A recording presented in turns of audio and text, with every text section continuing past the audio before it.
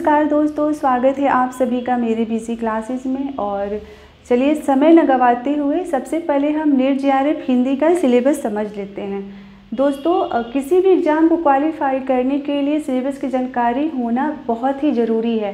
ठीक उसी तरह जिस तरह सही मंजिल पर पहुंचने के लिए आपको सही रास्ते की जानकारी होना बहुत ज़रूरी है, नहीं तो आप भटकते रह जाते हैं। तो आइए सबसे पहले हम हिंदी का सिलेबस समझ लेते हैं। दोस्तों, पहले आपको हिंदी भाषा और उसका विकास ये जानना होगा, जिसके अंतर्गत आता है हिंदी की ऐतिहासिक पृष्ठभूमि। हिंदी की ऐतिहासिक पृष्ठभूमि में हम प्राचीन भारतीय आर्य भाषा काल, मध्यकालीन आर्य भाषा काल और पाली प्राकृतिक अपभ्रंश, पुरानी हिंदी का उससे संबंध और आधुनिक भारतीय आर्य भाषा काल और उसका वर्गीकरण, इन सब के बारे में जानकारी लेते हैं। उसके बाद आता है हिंदी का भौगोलिक विस्तार। दोस्तों, इसके अंतर्गत हमारा आता है हिंदी की जो उपभाषाएं हैं, जैसे कि पश्चिमी हिंदी, पूर्वी हिंदी, बिहारी, पहाड़ी और राजस्थानी, ये सब हमें पढ़ना पड़ता है। इसके अलावा हिंदी के विविध रूप, हिंदी के विविध रूप के अंतर्गत आएगा कि उर्दू क्या है, हिंदुस्तानी भाषा क्या है और खड़ी बोली भाषा क्या है। इसके बाद हिंदी का भाषिक स्वरूप, जिसमें कि हम ये जानकारी प्राप्त करेंगे कि खंड खंडेतर क्या होता है, उपसर्ग, प्रत्यय, इसके बारे में हम जानकारी लेंगे। हिंदी भाषा के प्रयोग के विविध रूप, दोस्तों ये बहुत ही मायने रखता है, क्योंकि इसके अंतर्गत राष्ट्रभाषा, राजभाषा और बोली क्या है, ये जानकारी प्राप्त किया जाता है और सारी परीक्षाओं में ये प्रश्न बार बार पूछे जाते हैं। इसके बाद आता है देवनागरी लिपि। तो इसके बारे में हम पढ़ेंगे कि इसकी विशेषताएं क्या क्या हैं और इसका मानकीकरण क्या है। आपने देखा कि पहले भाग के अंतर्गत इतनी सारे जो भी हैं, आपको हिंदी साहित्य की ऐतिहासिक पृष्ठभूमि से लेकर देवनागरी लिपि तक की जानकारी आपको रखनी पड़ेगी। इसके बाद आता है हिंदी साहित्य का इतिहास। दोस्तों, ये काफ़ी बृहद है, जैसा कि आपको देखने में लगेगा कि बहुत थोड़ा सा ही हमें पढ़ना है, बट इसके अंतर्गत हमें बहुत सी जानकारी प्राप्त करनी होती है। तो हिंदी साहित्य के इतिहास के अंतर्गत हिंदी लेखन की पद्धतियाँ, विभाजन और नामकरण, यानी कि किस लेखक ने क्या क्या नामकरण किया था, इसके बारे में हम जानकारी लेंगे। इसके अंतर्गत राष्ट्र साहित्य आता है, सिद्धनाथ जैन साहित्य, अमीर खुसरो हो गए, विद्यापति हो गए, भक्ति काल, रीति काल और आधुनिक काल। और आधुनिक काल के अंतर्गत हमें पढ़ना होगा द्विवेदी और छायावादी के बारे में। फिर हम आते हैं हिंदी साहित्य की गद्य विधाएँ।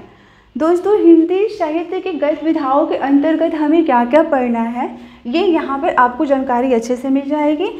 इसके अंतर्गत हमें हिंदी उपन्यास के बारे में जानकारी रखनी है कि प्रेमचंद्र पूर्व जो उपन्यास था वो कौन कौन से उपन्यास थे, उसके लेखक कौन थे, और प्रेमचंद्र के युग का उपन्यास हो गया, प्रेमचंद्रोत्तर के युग का जो उपन्यास है वो क्या था।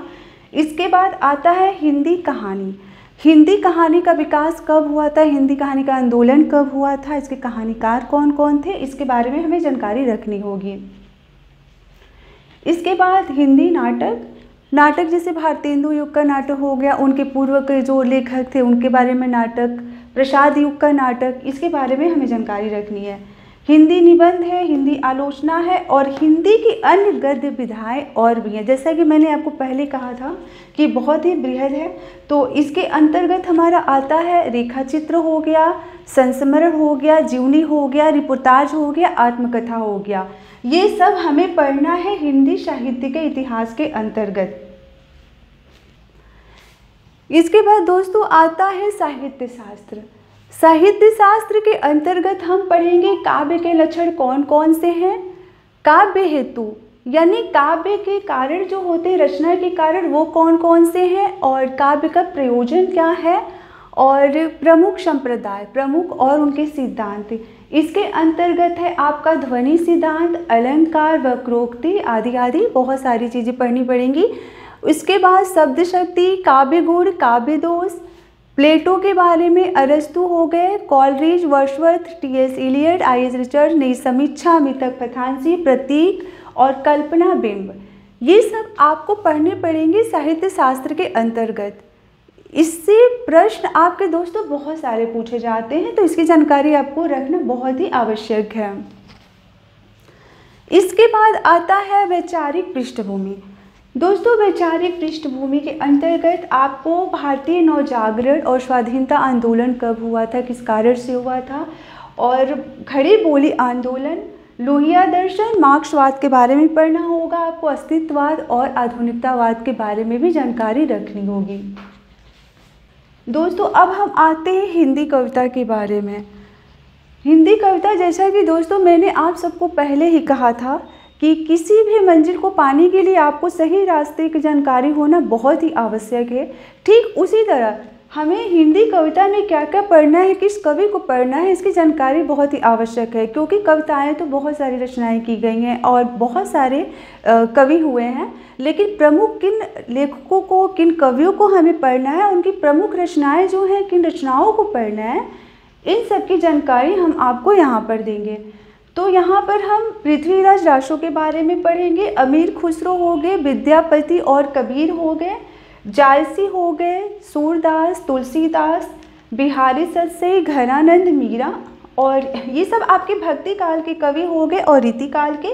इसके बाद आधुनिक काल में जो कवि आते हैं वो अवध्या से उपाध्याय हैं, मैथिली शरण गुप्त हैं, आपके महादेव वर्मा हैं और जयशंकर प्रसाद है, यानी ये सब छायावादी युग के कवि हैं। तो इन चारों में जो छायावादी कवि, जो चारों कवि हैं, इन सबको आपको पढ़ना है। जयशंकर प्रसाद हो गए, निराला जी हो गए, पंत हो गए और महादेव वर्मा जी हो गए। उसके बाद रामधारी से दिनकर आते हैं, रामांजुर अंगेय हो गए, भवानी प्रसाद मिश्र, धूमिल और मुक्तिबोध।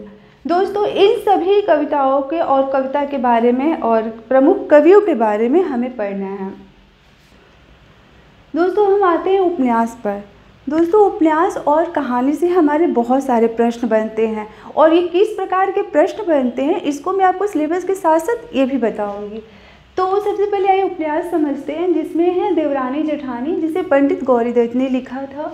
फिर आता है परीक्षा गुरु उपन्यास, जिसे कि लाला श्रीनिवास दास ने लिखा था। गोदान, जिसे प्रेमचंद्र जी ने लिखा था। शेखर एक जीवनी, ये उपन्यास अज्ञे जी ने लिखा था। बाण भट्ट की आत्मकथा, इसे लिखा था हजारी प्रसाद द्विवेदी ने, और जो मैला आंचल है उसे लिखा था फणीश्वर नाथ रेणु ने। झूठा सच आपका यशपाल ने लिखा था। मानस का हंस अमृतलाल नागर का है। तमस जो है वो आपका भीष्म साहनी ने लिखा था। राग दरबारी हो गए, जो रामचंद्र शुक्ल, श्रीलाल शुक्ल जी का है, सॉरी ये।